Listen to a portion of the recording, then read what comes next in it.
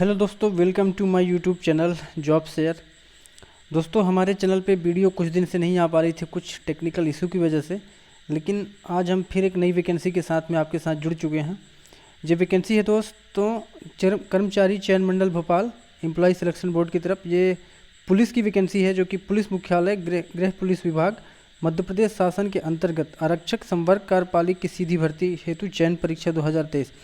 दोस्तों, इसका जो फॉर्म फिल करने का जो प्रारंभिक डेट है, मतलब जो तिथि है, वो है 26 जून 2023। और जो ऑनलाइन आवेदन भरने की जो अंतिम तिथि, जैसे कि आप स्क्रीन पे देख पा रहे होंगे, 10 जुलाई 2023 को इसका फॉर्म भरने की अंतिम तिथि दी गई है।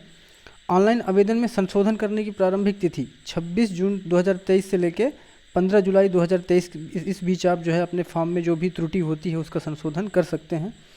इसका जो परीक्षा होगा वो होगा 12 अगस्त 2023 से, मतलब 12 अगस्त 2023 से स्टार्ट हो जाएगा, जो कि आगे भी चलेगा बहुत से ऐसे शिफ्टों में। लेकिन इसका जो एग्ज़ाम होगा वो 12 तारीख से अगस्त में आपका शुरू हो जाएगा। इसमें जो फीस निर्धारित की गई है वो है अनारक्षित अभ्यर्थियों के लिए, मतलब अनरिजर्व कैटेगरी के लिए 500 रुपये प्रति प्रश्न पत्र। इसमें मैं आगे आपको बताऊँगा वीडियो में। इसमें अलग अलग टाइप की 3 वैकेंसी निकली हैं, 3 पोस्ट हैं इसमें। तो एक प्रश्न पत्र का आपको 500 रुपये पे करना पड़ेगा। उसी में जैसे अनुसूचित जाति, अनुसूचित जनजाति, अन्य पिछड़ा वर्ग एवं ईडब्ल्यूएस, मतलब एसटी, एससी, ओबीसी और ईडब्ल्यूएस कैंडिडेट के लिए, और जो केवल मध्य प्रदेश के निवासी हैं उनके लिए 250 रुपये प्रति प्रश्न पत्र जो है चार्ज दे होगा। और आपका जो है जैसे ऑनलाइन से आप भरवाते हैं किसी कियोस्क से, तो 60 रुपये उसमें अलग से चार्ज होगा, जो कि जनरल कैटेगरी के लिए जैसे मिला के 560 रुपये हो जाएगा। उसी तरह से आप 250 में प्लस 60 कर लीजिएगा, तो आपको ये पोर्टल चार्ज जो है इसमें ऐड हो जाएगा। इसका जो एग्ज़ाम है दोस्त, जैसे 12 अगस्त 2023 को जैसे फर्स्ट जो पाली होगी इसकी, जो मतलब मॉर्निंग जो शिफ्ट होती है, और रिपोर्टिंग टाइम उसमें दिया हुआ है 7:30 बजे से 8:30 बजे तक, मतलब 1 घंटे का रिपोर्टिंग है। और रिपोर्टिंग होने के बाद में जो कंप्यूटर में इंस्ट्रक्शन आते हैं, वो निर्देश पढ़ने के लिए आपको 9:20 से 9:30 बजे तक आप जो है उसमें इंस्ट्रक्शन पढ़ सकते हैं। 10 मिनट का टाइम दिया जाता है उसमें। और जो मेन आपका एग्ज़ाम होगा वो 9:30 बजे से 11:30 बजे तक 2 घंटे का एग्ज़ाम चलेगा। सेम वैसे ही सेकंड जो शिफ्ट है उसमें वो 12:30 से 1:30 बजे के बीच तक रहेगा, मतलब 12:30 से आप रिपोर्टिंग करना शुरू करेंगे तो 1:30 बजे तक रिपोर्टिंग होगी। और 2:20 से 2:30 बजे तक उसमें इंस्ट्रक्शन पढ़ने का टाइम रहेगा। और 2:30 बजे से 4:30 बजे तक आपका 2 घंटे का एग्ज़ाम का रहेगा। अब इसमें जैसे इसमें कुछ यहाँ पे नोट्स दिए हुए हैं, जैसे देखिए आप, अभ्यर्थी का आधार पंजीयन अनिवार्य है बोर्ड द्वारा आयोजित परीक्षाओं में, मूल्य फोटो युक्त पहचान पत्र, मतलब ये सभी इंस्ट्रक्शन है कि आपको अपने साथ में एक वैलिड फ़ोटो, जिसमें फ़ोटो हो आपका, डेट ऑफ बर्थ हो, नाम सही हो, वो आपको एक पहचान पत्र लेके जाना होगा। आप आधार कार्ड ले जा सकते हैं अगर उसमें कोई इशू नहीं है तो। आपका इलेक्ट्रॉनिक आधार भी मान रहेगा। और आगे जाओगे इसमें तो क्या दिखा है, जैसे परीक्षा में प्रवेश के समय एवं परीक्षा के दौरान आधार बेस्ड बहुस्तरीय बायोमेट्रिक सत्यापन अनिवार्य है। वही बायोमेट्रिक, मतलब ये आधार का बायोमेट्रिक करते हैं वो लोग। अब ऑनलाइन आवेदन पत्र क्रमांक के द्वारा ही ऑनलाइन परीक्षा हेतु अभ्यर्थी अपना प्रवेश पत्र प्राप्त कर सकते हैं, अतः आवेदन पत्र क्रमांक आवश्यक रूप से संभाल कर रखें, जिसकी समस्त जिम्मेदारी आवेदक की होगी। दोस्तों, मैं आपसे ये एक चीज़ बताना चाहूँगा कि आप कोई भी जब ऑनलाइन एग्ज़ाम देते हैं तो उसका एडमिट कार्ड जो आपको मिलता है ऑनलाइन एग्ज़ाम के लिए, मतलब जो सीबीटी टेस्ट में आप लेके जाते हैं, कंप्यूटर बेस्ड टेस्ट में, रिटर्न एग्ज़ाम में, उसको आप तब तक संभाल के रखिए जब तक कि आपका कंप्लीट नहीं हो जाता पूरा प्रोसीजर एग्ज़ाम का। अब इसी में आगे चलते हैं और जानकारी बताता हूँ मैं आपको कि इसमें, और जैसे इसमें क्राइटेरिया क्या क्या है, कौन भर सकता है कौन नहीं भर सकता है। तो जैसे इसमें देखिएगा, आरक्षक सामान्य ड्यूटी, इसमें पोस्ट बता देता हूँ मैं कितना कितना है। अनरिजर्व कैटेगरी के लिए जो लड़कों के लिए है, मतलब ओपन 1040 दिया है, और ओबीसी में 1040, एससी में 616, एसटी में 771, ईडब्ल्यूएस में 381, टोटल मिला के 3851 पोस्ट हैं इसमें। किसमें? जनरल ड्यूटी जीडी में। आप इसमें देख सकते हैं फीमेल का भी दिया हुआ है, हर कैटेगरी का आप इसमें देख सकते हैं। मैं आपका इसका पीडीएफ जो है डिस्क्रिप्शन बॉक्स में नीचे इसका लिंक दे दूंगा, वहाँ से आप डाउनलोड करके एकदम अच्छे से देख सकते हैं इसको। और जो केवल मेल कैंडिडेट के लिए, केवल पुरुष उम्मीदवारों के लिए, तो उसमें आप देख सकते हैं जो कौन सी जनरल ड्यूटी, विशेष सशस्त्र बल जो होता है, जिसमें केवल पुरुष अभ्यर्थी ही आवेदन कर सकते हैं, तो उसका भी यहाँ पे विवरण दिया हुआ है, आप देख सकते हैं इसमें। और इसमें आगे जाते हैं तो रेडियो ऑपरेटर, सामान्य ड्यूटी रेडियो ऑपरेटर, इसके भी जैसे यूआर में 49, ओबीसी में 49, एससी में 29 और एसटी में 37, ईडब्ल्यूएस में 18, टोटल मिला के 122। इसमें हर अलग अलग एक सर्विसमैन का, फीमेल का 33% जो रिजर्व्ड है, वो सारी चीज़ इसमें दिया हुआ है। अब दोस्तों इसमें मेन बात क्या होती है कि कौन इसमें एलिजिबल है भरने के लिए, कौन नहीं है, वो सारी जानकारी मैं आगे इसमें बता देता हूँ। इसमें देखिए यहाँ पे दिख रहा है, जैसे आपको अभ्यर्थी को आवेदन पत्र जमा करते समय दी गई अपनी पद प्राथमिकता के अतिरिक्त वांछित मूल इकाई पदस्थापना हेतु प्राथमिकता भी दे सकेंगे। अभ्यर्थी द्वारा दी गई प्राथमिकता पदों की उपलब्ध तथा प्रशासनिक आवश्यकताओं को देखते हुए पुलिस राजपत्र इतना अधीन चयनित अभ्यर्थी की पदस्थापना की जाएगी। इसका मतलब यह है कि आप जिस जिले में पोस्टिंग चाहते हैं उस जिले को आप जो है, जैसे इसमें 1 नंबर पे अनूपपुर, दूसरे नंबर पे अलीराजपुर दिया हुआ है, तो आप जैसे सपोज करिए कि आप 20 नंबर में दमोह में पोस्टिंग लेना चाहते हैं, तो आप दमोह को जो है फर्स्ट प्रायोरिटी में रखेंगे, मतलब पहले नंबर में आप दमोह चूज करेंगे। इसके बाद आप जो भी डिस्ट्रिक्ट जहाँ पे आप पोस्टिंग कराना चाहते हैं, आप इसी क्रम में जो है ये क्रमांक डाल के आप इसमें वरीयता दे सकते हैं, मतलब प्रेफरेंस दे सकते हैं। जिस डिस्ट्रिक्ट का आप पहला प्रेफरेंस देंगे वही आपको उसमें मिलने के चांसेस रहेंगे। उसी प्रकार आप अन्य डिस्ट्रिक्ट, बहुत से ऐसे, मतलब जितने डिस्ट्रिक्ट आप उसमें देना चाहते हैं आप दे सकते हैं। अब इसमें आगे चलते हैं, तो इसमें कुछ इंस्ट्रक्शंस लिखे हुए हैं जो कि हर व्यापम के एग्जाम में लिख के आते हैं। ऐसे देखिए दोस्तों, ये है इसका शैक्षणिक योग्यता, देख लेते हैं इसमें क्या क्या है। आरक्षक जीडी। अब आरक्षक जीडी में जो अनारक्षित, अनुसूचित जाति तथा अन्य पिछड़ा वर्ग हेतु शैक्षणिक अर्हता है, इसमें क्या क्या क्राइटेरिया होना चाहिए। 10+2 मतलब 12वीं अंतर्गत 10वीं कक्षा की परीक्षा अथवा हायर सेकेंडरी अथवा समकक्ष परीक्षा उत्तीर्ण, मतलब जो कैंडिडेट 10वीं पास है और जो 12वीं पास है वो दोनों इसमें भर सकता है। अनुसूचित जनजाति, जो अनुसूचित जनजाति हैं वो जो 8वीं पास हैं वो लोग भी इसमें अप्लाई कर सकते हैं। दूसरा पोस्ट है आरक्षक रेडियो ऑपरेटर, मान्यता प्राप्त किसी मंडल संस्था से उच्चतर माध्यमिक प्रमाण पत्र परीक्षा 10+2 अर्थात 12वीं उत्तीर्ण। इसके अतिरिक्त सरकार द्वारा मान्यता प्राप्त किसी भी पॉलिटेक्निक संस्थान, कॉलेज, विश्वविद्यालय, आईटीआई से इलेक्ट्रॉनिक्स, इलेक्ट्रिक्स एवं हार्डवेयर, कंप्यूटर हार्डवेयर एप्लीकेशन, मतलब इसमें देखो कंप्यूटर एप्लीकेशन नहीं मांगा है, इसमें हार्डवेयर वाला चाहिए अपन को, है ना। तो जिसके पास हार्डवेयर, जो आईटीआई से किया है हार्डवेयर में, या फिर किसी पॉलिटेक्निक से डिप्लोमा किया हुआ है, तो वो इसमें अप्लाई कर सकते हैं। और अनारक्षित, अनुसूचित जाति तथा अन्य पिछड़ा वर्ग, इसमें जो है सबके लिए समान रहेगा, है ना।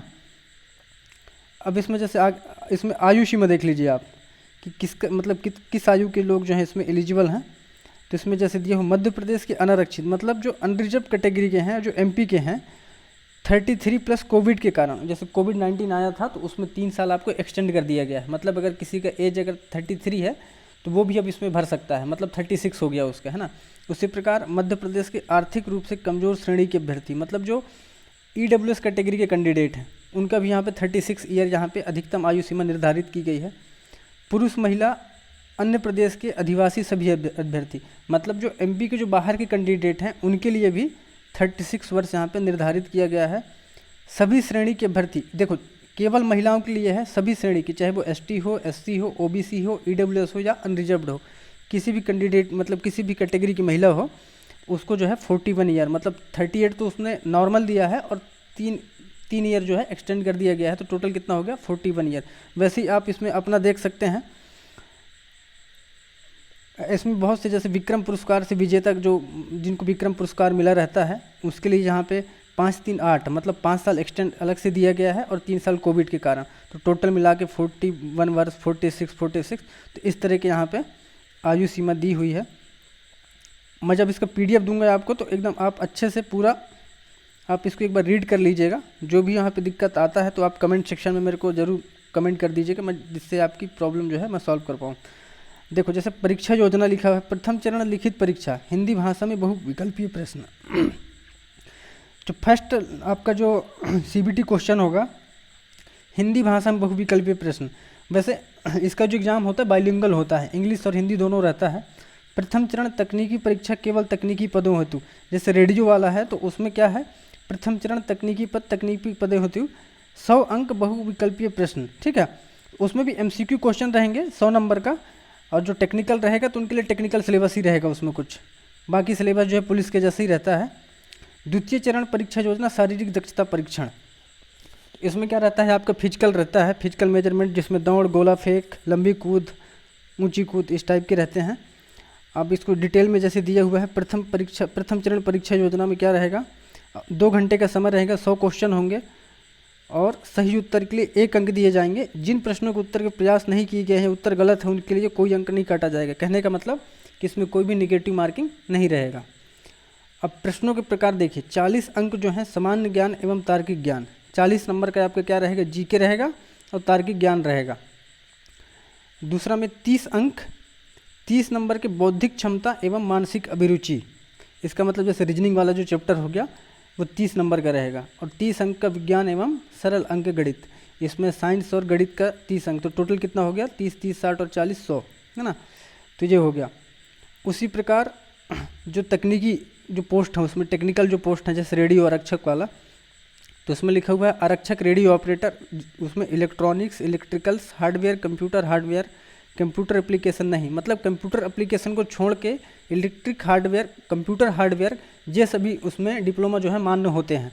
तो उसमें जो है इंजीनियरिंग के क्षेत्र में 2 वर्ष पाठ्यक्रम सर्टिफिकेट पाठ्यक्रम का स्तर। कहने का मतलब ये है कि इलेक्ट्रिकल्स और कंप्यूटर हार्डवेयर के जो भी इसमें आरक्षक में जो जाएंगे, तो उनका जो पहला चरण वाला जो CBT होगा, तो उसमें से कुछ उसी से रिलेटेड उसमें टेक्निकल क्वेश्चन रहेंगे, है ना। कहने का मतलब ये है वो। और द्वितीय चरण परीक्षा योजना, इसमें क्या है, आरक्षक GD के पदों हेतु शारीरिक दक्षता परीक्षण होगा, जिसके अंक अंतिम प्रवृत्ति सूची के लिए प्रथम चरण के अंकों के साथ जोड़े जाएंगे। दोस्तों इस बार एक बड़ा सा चेंजेस हुआ है पुलिस की वैकेंसी में, कि पहले क्या किया जाता था कि जो फिजिकल एग्जाम होता था वो केवल क्वालिफाइंग नेचर का रहता था, लेकिन इस बार ऐसा नहीं है। आपका फिजिकल का भी नंबर इसमें जुड़ेगा। किसमें, जो आपका CBT होगा उसमें फिजिकल का भी नंबर आपका जोड़ दिया जाएगा। आगे मैं आपको दिखाता हूँ इसमें कि फिजिकल का नंबर जैसे आप कैसे जुड़ता है। उसके पहले ये देख लीजिए, शारीरिक मापदंड परीक्षण, अनारक्षित और अन्य पिछड़ा वर्ग, मतलब अनरिजर्व्ड और OBC कैंडिडेट के लिए जो पुरुष की जो हाइट होनी चाहिए 168 सेंटीमीटर, और सीना केवल पुरुषों के लिए बिना फुलाए मतलब 79 सेंटीमीटर, और एक्सटेंड करने के बाद 84 मीटर, मतलब फुलाने के बाद 84 सेंटीमीटर होना चाहिए। उसी तरह जैसे गोरका, गढ़वाली, कुमाऊँ के मामले में जो कोई जाति है, हर जाति का अलग अलग दिए हुआ, जैसे मराठा, अनुसूचित जनजाति, अनुसूचित जनजाति, जो मराठा लोग हैं जो, क्योंकि इसमें अदर कैंडिडेट भी, अदर स्टेट के कैंडिडेट को भी यहाँ पे एलिजिबल किया गया है, उसके लिए है। अब देखो आगे जैसे लिखा हुआ है, अन्य विशेष सशस्त्र बल छोड़कर संवर्गों के अभ्यर्थियों के पुरुषों के लिए, ठीक है। तो इसमें क्या है, विशेष सशस्त्र बल, जैसे उसमें पोस्ट दिया हुआ है, जो दूसरा नंबर का पोस्ट है विशेष सशस्त्र बल, तो उसमें भी कितना मांगा है पुरुषों के लिए 168 और 81, 86 इसमें देख सकते हैं। और अनुसूचित जनजाति के लिए कितना दिया है पुरुषों के लिए 160, 76 और 81 सेंटीमीटर। महिलाओं का भी उसी तरह जैसे दिया है 155 सेंटीमीटर की हाइट होनी चाहिए। और इसमें भी महिलाओं के लिए, जिसमें GD वाले सेक्शन में देखिएगा आपकी 157 सेंटीमीटर और 165 सेंटीमीटर इसमें जैसे हाइट दी हुई है, उसी प्रकार से महिलाओं की हाइट जो है 155 सेंटीमीटर दिया हुआ है। अब आगे चलते हैं जैसे इसी में, तो और एक चीज़ और है इसमें कि यात्रा भत्ता के बारे में दिया हुआ है कि जो भी कैंडिडेट इसमें एग्ज़ाम देने जाता है तो उसमें यात्रा भत्ता दिया जाता है। तो यात्रा भत्ते का भी इसमें विवरण दिया हुआ है, मैं आपको उसमें दिखा देता हूँ।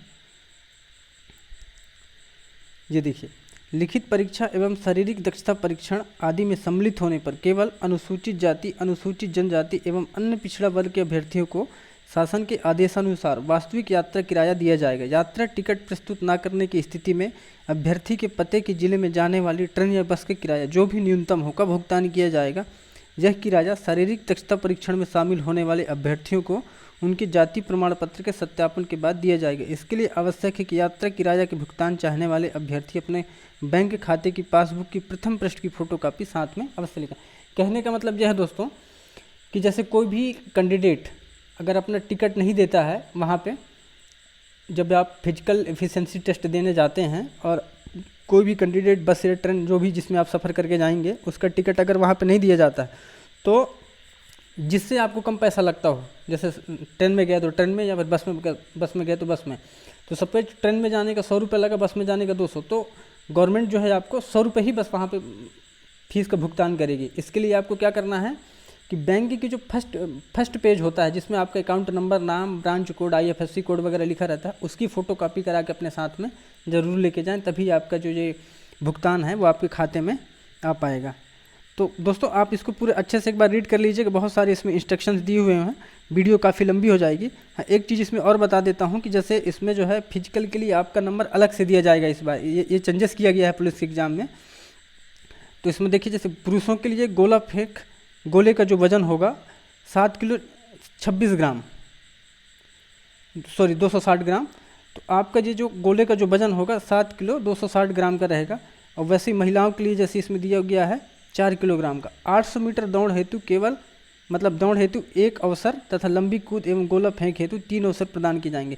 आपको 800 मीटर की दूरी तय करनी होगी, जिसके लिए एक बार आपको मौका दिया जाएगा, और गोला फेंकने के लिए और लंबी कूद के लिए आपको 3 बार मौका दिया जाएगा। आप यहाँ पे देखिएगा, ठीक है।